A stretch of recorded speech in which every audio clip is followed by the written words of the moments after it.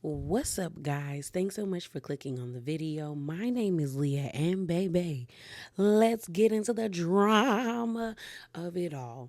So in this video, it's going to be pretty much all things Potomac. So let's get into it. So first up, y'all, let's talk about Real Housewives of Dubai. So the last time I talked about them, I mentioned how a few people told me that y'all be on the lookout because it looks like the show might get canceled. But then we had Talene saying that that was not true. Where happenings at Bravo, which seems to have their ear to the ground over there in Dubai, says that it seems like the ladies have started filming for season 3, as well as everybody got asked back and expect a friend for Lisa and a friend for Brooks. And also they said that Seba was not asked back, which makes sense because she was not even at the reunion. But if this information does turn out to be true, I do wonder what kind of shift in the group that it will bring. Because is it going to be, Ayan, Stanberry, Talene, and Sarah against Brooks and her friend, Lisa and Lisa's friend? But I am interested in seeing how Talene is going to deal with Brooks having a friend, especially if this friend turns out to be truly loyal to Brooks. Same with Ayan. If Lisa actually brings a friend, are they going to be jealous, or is it just going to be who cares? Y'all have friends. Let's move on from where we were at now. But I am happy if this information is true, because that means we're getting a third season. Hopefully it doesn't take them a whole almost 2 years for them to give us the season. I want them to film and then give it to us next year. Let's move on from Dubai and head to Miami. So this was posted by Jay's reality blog. Bryce Sanders did an interview with Larsa, which I was actually surprised to see Larsa on House of Villains. I haven't got into the show yet, but she was not in any other promos, so I guess somebody backed out and then Larsa took their place. But there's another clip going viral of Candy and Candy Muse from RuPaul's Drag Race and Larsa getting into it, and a lot of people are siding with Candy. But if you watch it, Larsa riled Candy up and sat at that dinner table and kept eating her food, while Candy kept walking back from the dinner table to the kitchen and was real irritated. I said, girl, Candy didn't do nothing other than allow Larsa to get her panties in a bunch. But Larsa did an interview with Bryce Sanders, and Jay's reality blog posted it, and it truly has me excited for the new season of Real Housewives of Miami. So this is the caption before I play the clip. It says, Larsa on if she's going to be the villain for season 7, and says it is a craziest season of Housewives she's done. Be wearing the villain crown around the 305, or will you be handing that over to somebody else? I don't necessarily want to be a villain. That's not the crown that I want to, put on, but I'm okay with it. I'm okay with it. If you come for me, I have no problem, showing you who I can be. I know you can't really say anything about what's happening at home right now, but can you give me one word to describe? There's a lot of murmurs of what's happening in the 305, shakeups, new blood, fights. Probably the craziest season I've ever had on Housewives. Okay. So I find Larsa's commentary about the season, especially the comment about, the funny thing is, Larsa is a good villain because I don't think she tries to be the villain. I think it's just sometimes she is very self-centered and she can't see beyond herself, and she puts her foot in her mouth a lot, which to me makes a great villain if they're not purposely trying to do things, because I feel only a few sets of reality stars can be good villains. They know how to rile the girls up and still be likable in a way. But I am excited for season 7 of Real Housewives of Miami, because it's okay, what is crazy about it? Did that whole fight or someone actually throwing a drink on Gertie actually happen? Who else is new to the cast? Because right now we only have Stephanie, or we only seen Stephanie be in pictures with the ladies, but I definitely feel they are probably adding another housewife or another friend to the show. So I'm excited. I'm really excited. So, another update, y'all. Let's talk about Phaedra. So, I guess the other day, Dr. Heavenly was doing her like Heavenly University, and she called Quad up and asked Quad, like, hey, girl, did you hear what Phaedra said about reviving the show? And Quad was like, no, what are you talking about? So, Quad watched it, and when I tell you, Quad took like 2 minutes to read Phaedra down about her performance on Married to Medicine. Let me play the clip for y'all. You're back on the Real Housewives of Atlanta. Do you think you revived the show?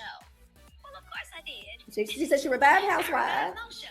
Look at the numbers for Married to Medicine. And she said she revived Back on the Married Real Housewives of Baby, Miss Phaedra says she has come in and revived. I had to see it for myself. Says she has revived Real Housewives of Atlanta and has said she has also revived Miss Married to Medicine. Now, that is news to me because per what I can see in most of you with a good set of eyes, even if you had LASIK, honey, hell, if you had glaucoma, you still could see. She ain't not raising no numbers over here down to the Married to Medicine. I'm trying to understand, how do you revive a show when you just making faces?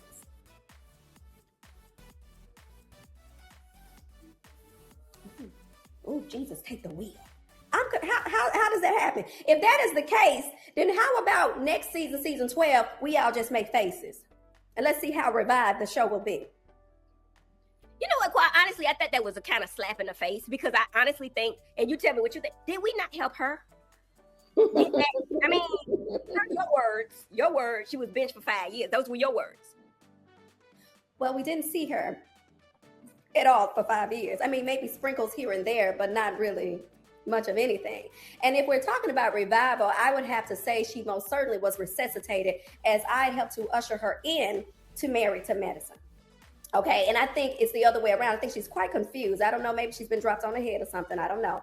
But I think when we're talking about reviving, I think it's the other way around. See, she did not revive Married to Medicine. Married to Medicine revived her career. And I'm just saying, and I would like for her to pay homage to the girls. I'm just saying, just on some real shit. And publicly say that you are known for reviving shows or you're reviving shows when you didn't offer that, we didn't get that. Like, it was crickets when it came down to her. I mean, but she did good on Traders. From what I heard, I didn't see it, but well, I mean, that's a great platform for her. She was being true to who she is, a trader. Okay, all right. Come see me. I'm saying come see me because I'm not the ones that you know, people be running around here like, oh, she might come see me. We saw you season 11. I think we saw you, baby. I saw you already, baby. And you. Well, I'm not gonna give away the season, but you tickle me. I know David was mad at me because I laughed. What? So I agree with everything Quad and Heavenly said, because when I tell you, when I saw that clip, and you already know my thoughts if you've seen my first The Drama video, what did Phaedra give us that revived Married to Medicine? And in order for something to be revived, that means the show had to be dead. And Married to Medicine has never been dead. I've said it before, Married to Medicine has one of the most loyalist fan bases when it comes to reality TV. Their numbers have been consistent since season 1. They might have dropped a little bit, but not to the point where people are thinking that the show needs to be canceled. People faithfully watch Married to Medicine every time it comes out, and I'm one of those people. I've been watching since season 1.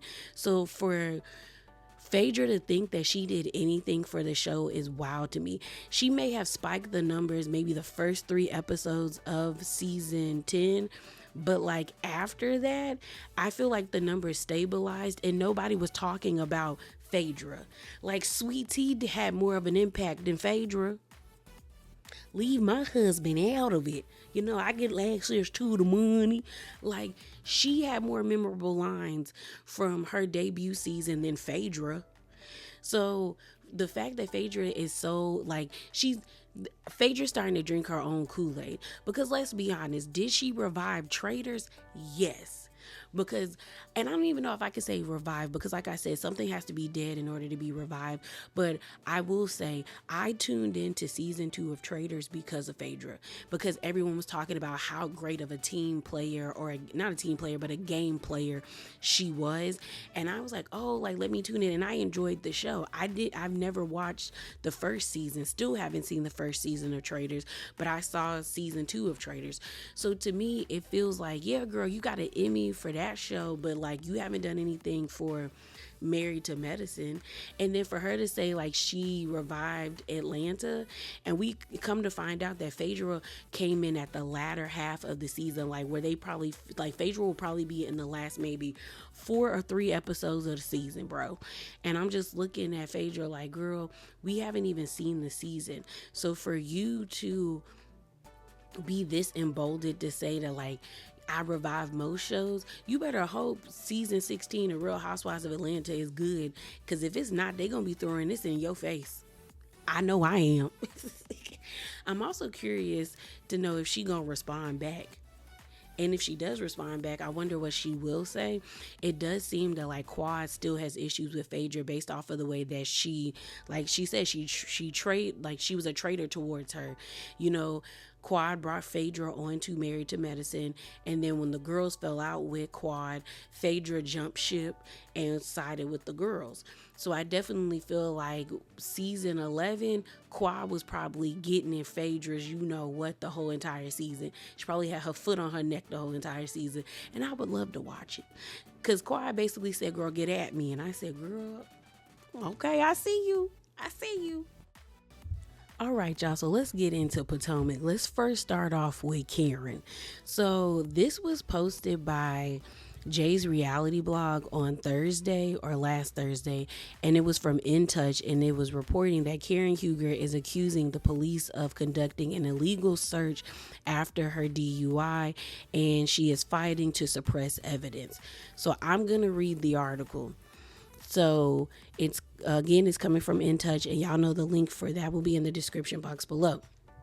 So it says, Real Housewives of Potomac star Karen Huger accused police officers of illegally searching following her car crash that led to her being charged with a DUI. In Touch can exclusively report. According to the court documents obtained in Touch, Karen, 61, asked the prosecutors not to be allowed to introduce certain evidence at her upcoming criminal trial. Back in March, Karen was involved in a car accident while driving her 2017 Maserati in Potomac, Maryland. The reality star was accused of crossing a median and hitting multiple street signs. The RHOP star was driving alone and no cars were involved. TMZ reported that police said Karen was driving in an aggressive manner and too fast for conditions. The outlet said Karen's airbags deployed from the car crash. Karen was arrested over the incident and received several citations. Prosecutors charged Karen with driving under the influence, negligently driving a vehicle in a careless and impertinent manner, endangering property, life, and persons, and various other counts. The 2-day jury trial is scheduled for December.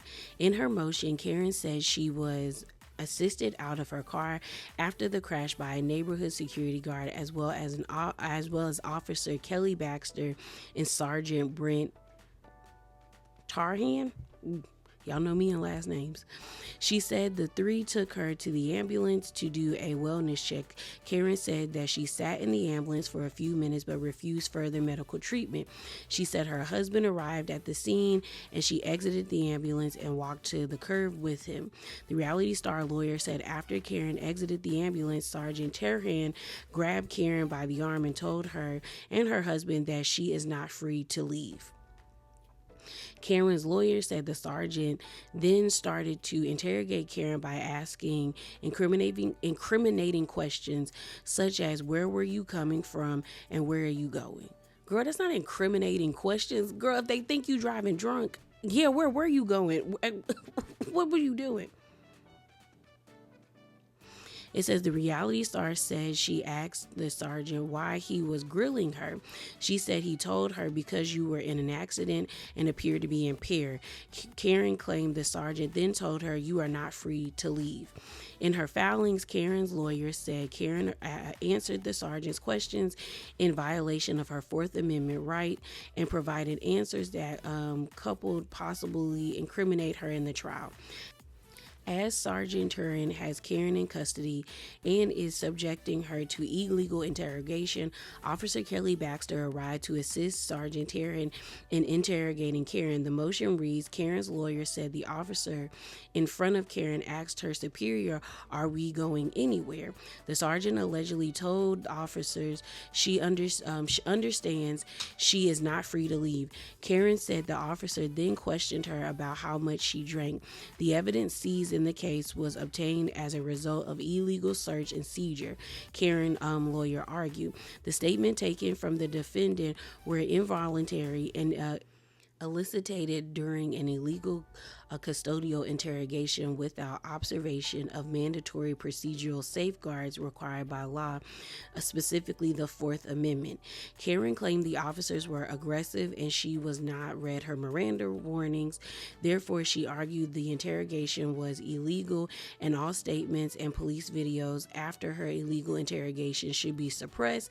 The Reality Star asked that the entire case be dismissed. In an alternative, she requested that the evidence of her illegal interrogation and all the subsequent police body cam video be suppressed as fruit of the poison trees. Prosecutors opposed Karen's request to suppress evidence. They argued the statement and evidence collected were properly obtained. The lawyer wrote, officers additionally observed the driver of the vehicle and the defendant unsteady on her feet, swaying, stumbling, and slurring her speech. Furthermore, the initial caller spoke to officers on scene and indicated that prior to police arrival, the defendant appeared confused and the caller smelled alcohol when interacting with the defendant. Further, Karen's statement was not obtained as a result of custodial interrogation because some of her statements were made while emergency medical services, so EMS personnel were treating the defendant for potential injuries. Karen's statements made during the time were free and voluntary and were stated out loud while in presence of police officers. Additionally, statements made after the defendant was examined by EMS, I said EMT, my bad you guys, EMS, personnel were not obtained as the result of a custodial interrogation because Karen's subsequent statements were made while the defendant was temporarily detained pursuant to a traffic stop. Shortly after the accident, Karen released a statement addressing the situation. She said, "Thank you all for your prayers and well wishes during this very frightening experience. I am still in shock from last night's incident, but grateful to be alive today. With the passing of my beloved mother, grief comes and goes in waves, and with Mother's Day approaching, it has felt more like a tsunami." Karen lost her mom and dad in 2017. She added, "Last night I met a girlfriend for dinner. We talked and brought up so many very emotional, sensitive topics. I was crying on my way home and saw a car heading right for me. I swerved to avoid the head-on collision. I hit the divider, then the tree. I'm hurt, bruised up a bit, but so grateful I'm alive. I did receive citations, one of which was unrelated to the incident, which is understandable, but what was most surprising is that the car that almost hit me just drove away," she ended. "I would like to stress it's important to understand your emotional state when driving, and may this be a reminder to all of us their seatbelts. My mother may be my guardian angel, but the seatbelt saved my life." All right, and that was the end of the article. Now, in the article, like it stated, Karen was asking for a dismissal. Well, Jay's reality blog also gave an update on that, where it looks like People magazine reported that Karen Huger's request to dismiss her DUI case has been denied. So I'll put the link to that article in the description box below, but let me see if I can find it so I can read a little piece of it. So I found the article. I'm just going to read a piece of it because it seems like they're rehashing what I just read for the In Touch magazine article. But it says this: a judge has denied Karen Huger's request for a dismissal of DUI case. According to the motion obtained by People, the Real Housewives of Potomac star 61 filed paperwork on July the 11th to suppress statements and evidence for her DUI arrest after claiming she incriminated herself during the custodial interrogation without being read her Miranda rights. The motion claims that Huger argued that the evidence seized in the case was obtained as a result of an illegal search and seizure.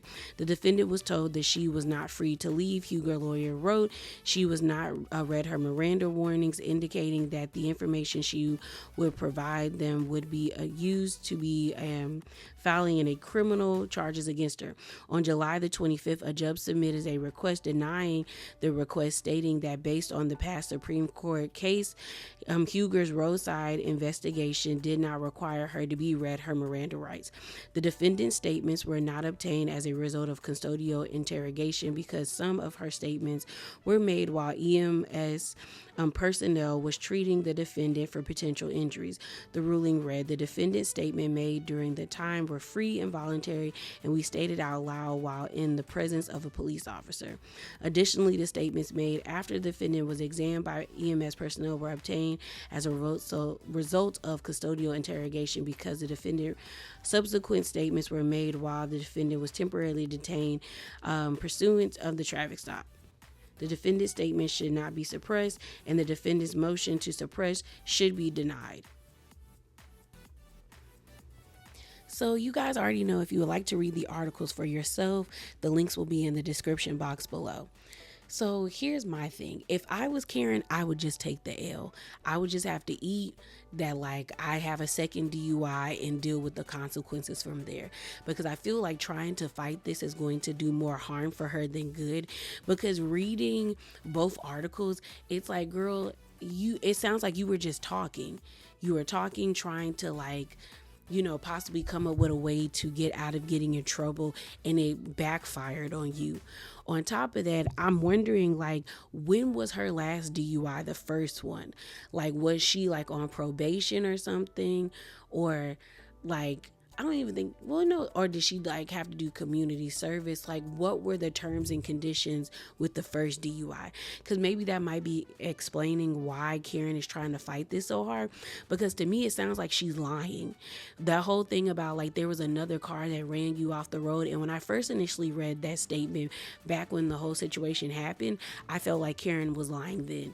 Because I was like, the security guard probably would have told the police officers that there was another car that sped off, or they would have had footage, like, because normally gated communities have cameras that look out on the road, and like somebody would have saw something, but no, Karen, it sounds like you were driving drunk. And that's just what it is. They found them bottles of Stella Rosa in your car. It's just kind of like, just take the L. If you would just take accountability, I don't think people would be so, like, disappointed in you, as well as I don't think the punishment would be as severe. Because I'm wondering, like, is she doing all of this because she's afraid that she's gonna face, like, jail time, or that she's gonna have to pay a hefty fine or do, like, lengthy community service? But I'm just like, girl, take your L. I would just take it, because I feel like fighting in court is putting more damage on, like, your family and your friends. Because if it comes out that you lose after the jurors debate, you're gonna have, like, egg on your face really bad. But I don't know, maybe Karen is gonna find a way to, like, work this in her favor. Who knows? So let's get off of Karen, and before we get into the Mia of it all, let's talk about the taglines. So first up, let's do Wendy's. Wendy's is, I quit grading, but I'm still passing judgments. I didn't like it. It didn't really do anything for me. I feel like maybe she should have had one about, like, new beginnings, now that, like, every time she talks about, I'm moving into 40 and I want to forgive and forget, and this is like a new light. There should have been, like, a different taglines. So let's move on to Giselle's. Giselle's is, when the girls are away, it's time for Giselle to play. It's mid. I like it. It's better than what she's given us before, because I feel like she gave us the same tagline. They just reworked it each time about her being the word on the street and all of that stuff. So this one's a little bit better. But what I will say is, honestly, the newbies had better taglines than everybody, which I was kind of surprised that the newbies had better taglines than the OGs and the veterans. So next is Mia. She said, marriage can be temporary, but ink is permanent. I don't like it, because I feel like, girl, why is ink, like, why are you this obsessed with him? Because you have him as your tagline, girl. If this relationship doesn't go beyond like 3 years and you get married, you gonna be looking stupid. You're looking stupid now, but you're gonna be looking even more stupid, Mia. So it didn't hit for me. I will say that the play on words was cute, in the sense of like saying ink is permanent, like, you know, if you get tattoos, because that's permanent. I thought that was cute, but like, it wasn't good. Ashley's is, from the kiddie pools to the dating pools, I'm ready to dive in. Lame, because Ashley has been giving us the same thing every season, so I do not care about her dating. Then we have Karen saying, darling, I am the fence and the gatekeeper. The gatekeeper of what, Karen? What, of DUIs? So yeah, it didn't hit. So then we have Stacy's. She says, I know how to host a show and steal one too. I like it. Now, do I expect Stacy to be still in the show anytime soon? No, but I thought the tagline was cute. And then I think the best out of all of theirs was Kiana's. Kiana says, I own a business, I mind my business, and I stand on business. Now, that's a strong statement to make, that you mind your business, you own your business, and you stand on business. So I'm expecting Kiana to stand on business throughout the whole entire season. But to me, yeah, Kiana and Stacy had the best taglines out of everybody else. Like, I was just not impressed with the rest of the ladies' taglines. All right, y'all. So let's get into our final topic, which is going to be talking about Mia, the Mia of it all. So on Thursday, Mia posted this post with her in the same leopard print cat suit that she wore for her Carlos King interview that I think was posted on Wednesday. And she captioned the post by saying this: to capture a predator, you can't remain the prey. Then she posted this long paragraph with the same picture in the background with white lettering, and it was hard to read. So shouts out to the Bravo Shade Room, because they did the grueling work for everybody and pretty much summarized what she said by putting it on different, well, not summarizing, they broke up what she said by putting it on different slideshows in bigger font. So I'm going to read what they posted. Now, they also had a caption, and this is what their caption was on their post. It says, Mia accused her soon-to-be husband, Gordon, of preying on her abuse and manipulation, hence why she ran back to her love, Inc. Hashtag RHOP. So she started the post out like this. She said, tired of protecting. Met my soon-to-be ex-husband at the men's club Charlotte when I was 19 years old. He would come into the club during certain seasons and spend endless amounts of money. Naturally, I was fresh bait. Being the young and impressionable adolescent adult, he masterminded and manipulated me into thinking he was this successful power pillar in the community. Maybe he once was, but his bones were buried deep. He won me by showing interest in a charity organization that I was affiliated with and connected me with prominent people in the city, completely grazing over one of the first conversations of his very vague request. I'm looking for a woman who would make me a kept man. He would teach me what he knew in the business, but needed me to be his worker bee. When I tried to distance myself, he started showing up at my house unannounced and told me if I don't follow his guidance, then I would never amount to anything. This is exactly how the first couple of years went, trapped, confused, yet still found my way through it all. My 24-year-old self is now sitting at the head seat at the executive table, running a multi-million-dollar business, providing for my children, driving custom cars, and traveling the world. What many would call the dream life, what my soon-to-be ex-husband failed to share was that the excessive spending and lavish gifts were soon going to end, as he didn't know when to stop spending and he didn't know to stop buying women. After walking in on him having sex and making out with a friend of mine in our home, I soon decided this was not what I wanted or deserved, so I followed my heart and ran back to my love, Inc. Inc. has been and will always be my safe place. My soon-to-be ex-husband lost his mind, became abusive, and threatened me extensive times, knowing or understanding what he was going through. He shared that he was bankrupt and needed my help, begged me not to leave him and for us to make it work. With less than gas money in his bank account, I decided to remain in my marriage and help him get back on his feet. Little did I know this would be the first of many rebuilding episodes that I would have to climb our family out of financial distress. Over the years, lots in between, I've endured many levels of abuse from my soon-to-be ex-husband. He promised that if I ever tried to leave him, he would assure me that I would not live a prosperous life, that he made me and that I will not be able to I think she meant live a successful life without him. It took me over a decade to gain the confidence and independence to live on my own terms.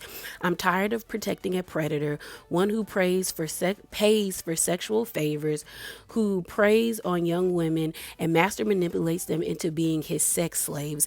I'm setting myself free, and while I still haven't told y'all all, I guarantee you he will not win this time. And that was the end of her statement. Now, there were some comments that were highlighted on All True Tea that I found interesting. So this one person said, not reading all of this, at Mia Thornton, you should take this down for the protection of your children. Grown people make mistakes. You, G, and the radio dude made grown folk decisions. Stop expressing yourself. Your kids will see this. You don't owe anyone an explanation. Your castmates don't express everything. Take note. And so then Mia responded by saying, I'm not my castmates. Let's start there. Second, my young children don't have social media. Third, it's my IG and I live a God-driven life. Okay. I appreciate your opinion, though beautiful. Another person said, I read all of it. What I got from this is you allowed the abuse until the money ran out. Praying for you, SMH. And so then Mia said, money ran dry a year after marriage. I stayed for 10 years, so praying for you as well, Queen. Another person says, I hate your kids will see this and know they were not made in love. And Mia responded saying, people use sperm donors all the time. That doesn't mean that the children are not made with love. And then another person said, Bravo should mandate cast to do therapy because y'all be needing it. And then Mia responded by saying, it was therapy that helped me realize I've been in an abusive relationship. So I agree 1,000%. So here's my thoughts. I think Mia is playing a dangerous and irresponsible game by posting this post. Now, am I saying she did not suffer at the hands of Gordon? No, because we weren't there. And Gordon has admitted to not treating Mia the best and being mean. And if he does have unchecked or he wasn't medicating his bipolarism, that is a common symptom where you have very high highs, where you do spend a lot of money, you're very nice, you're very jovial, you're going out on trips, you're doing all of these things, and then you have very low lows where you are depressed, you're riddled with anxiety, and you can be aggressive, you can't be mean, and you can't be nasty. So I can believe that portion of the story. Where Mia starts to lose me is it seems like she's trying to paint this picture that Inc. is this knight in shining armor who's always been there to run and protect and save Mia. But that's not how she showcased who she was to us when we first met her back in season 6 of Real Housewives of Potomac.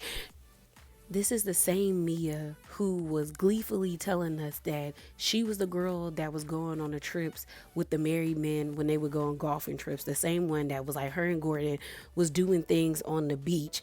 The same person that told us that she had an inheritance and Gordon never paid for anything. It's so many lies and fallacies with Mia that it's hard to believe her. It really is. And that's what happens when you lie so much to the point that it is associated with your character, especially when the guy that you're with has not demonstrated that to us. Now, can I believe that she caught Gordon cheating on her, having sex with her friend? Yeah. But then I also question that, was like, it wasn't that under y'all terms and agreements, because Gordon told us that y'all agreed that you could step out on him as long as like you didn't embarrass him because he had ED. You also, Mia, told us that you and Jacqueline be passing men between each other like it's nothing. You were also on Carlos King saying that you, Jacqueline, and Ink took a shower together, but nothing happened. Like, to me, Mia throws these statements out there for like the shock value, not understanding that it puts holes into her story, because she even had to clean up the whole thing she said at Karen's Hatitude party, where she said that Gordon left his clothes at her apartment and her and Ink folded his clothes, and Gordon really needs her right now. And she was on Carlos's King interview having to clean that up because she said Ink got mad at her saying, I ain't never fold no man's laundry. Like, what are you talking about? So it's like she throws things out there. And I think Mia is trying to figure out how she wants to play this, because in the beginning, she's trying to be like, oh, I'm breaking up with Gordon, but I'm still the good wife. Like, I'm still taking care of Gordon. Gordon needs us. So now you're like, he's a predator. He needs to, like, he's abused me all these years. And it's like, which one is it? It's like you need to pick a mood and stay with it, Mia, because this does not make sense. And I feel like the reason why I think this is dangerous and irresponsible is now I'm looking at you like, if he is all these things that you say he is, why are your kids still around him? Why are you not fighting to get full custody of these kids with him having minimal to no visitations with them? Or at least if he does have visitation, it's supervised visitation. If you're not fighting for that, then what is the point of putting out this statement other than to sway public opinion about your relationship with Ink, as well as to have people on your side? Because I think Mia was actually shocked that when she put out that tweet saying like, do you think it's fair that if I worked all my marriage that I have to pay my husband alimony just because he's 30 years older than me and he can't find a job? And everybody was like, yes, that's the trade-off. That's what it is. And you should have known you were going to pay alimony if you had a trust fund and you were the one with all the money. Like, it works both ways. So it's not clicking for me. I just feel like Mia's throwing this out here, and I'm like, does she not understand the ramifications of this statement? Because now you're going to have to answer to this statement whenever you do interviews. When you get on Watch What Happens Live, I bet you Andy's going to ask her about it. When the fans call in, they're going to ask her about it. When she's doing interviews with like Bryce Sanders or like Ricky Cornish or any other like entertainment outlets, they're going to ask her to expound upon that statement and explain it. When she gets to the reunion, they're going to ask her to explain it. And if she can't explain it and she get to stuttering and stammering, everyone's going to be like, oh, so you're lying.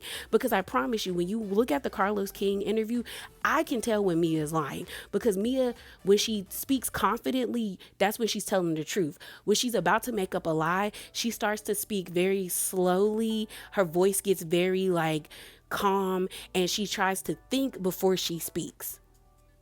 And I feel like that's why she didn't make a video about this statement, because I saw a lot of people being like, why is it so long? Why not just put out a video statement? But I was like, if she puts out a video statement, she knows for a fact people are going to try to tear apart what she says in the video. Because even with this statement that she put out about this, I feel like she purposely made it kind of like hard to read with the font and the colors, and she purposely put certain statements bigger, like tired of protecting, and then the last statement saying to catch a predator you have to stop being prey. She put that statement out so people could come to their own conclusions. And here we are speculating and trying to decipher what she's saying. And it just feels very calculated. And I just don't think Mia understands that, like, this is going to push your favor away from you. Because on that Carlos King interview, she was feeling very emboldened by him when he was like, how did you feel being first chair? And Mia was like, well, you know, it's lonely at the top. And then the whole thing about her being in the center of the cast photo. And I was just like, yeah, that's great and all. And even I had my own speculations about how I felt like Mia was going to be the third face of Potomac. But I feel like putting out a statement like this and her probably not being able to really explain it is going to land her in hot water and have her losing favor with the viewers. Because the viewers like Mia because she's funny to like laugh at. And the lies that she told never really had that much weight to them. But this has a lot of weight and a lot of serious, what's the word I'm looking for? A lot of serious consequences. So I just don't know why she chose to do this. But that's all I got for you guys today. As always, remember to be bravely authentic. Definitely hop down in the comments below and share your thoughts. And also give me a like and a comment and subscribe if you like what you heard. And I'm out, y'all. Deuces.